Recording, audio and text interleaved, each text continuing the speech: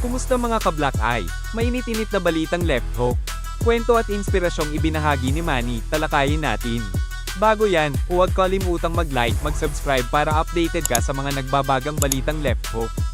Habang naglalakad si Manny Pacquiao sa isang panayam kamakailan, tinanong siya kung bakit pinili niya ang boxing bilang kanyang propesyon. Sagot niya, boxing lang ang natatanging pagpipilian ko. Mahirap na desisyon upang suportahan ang aking pamilya, pero mahal ko ito, kaya walang problema sa akin. Boxing is the only choice for leaving to support my family. Hardest choice. I'm passionate on it, so no problem.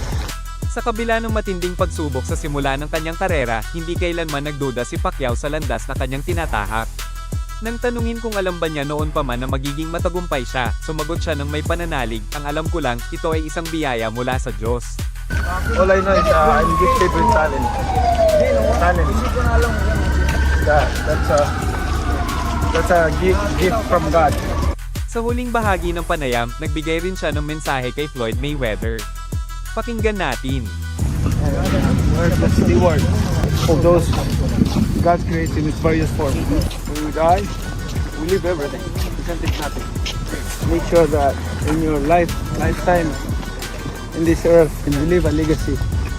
Legacy that can inspire millions of people.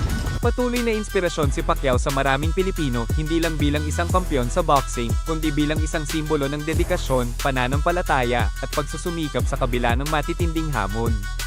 Suportahan natin ang ating pambansang kamao sa darating na ika-19 ng Hulyo. I-comment nyo na ang inyong opinyon. Bakbakan na! Sports, lakas ng Pinoy!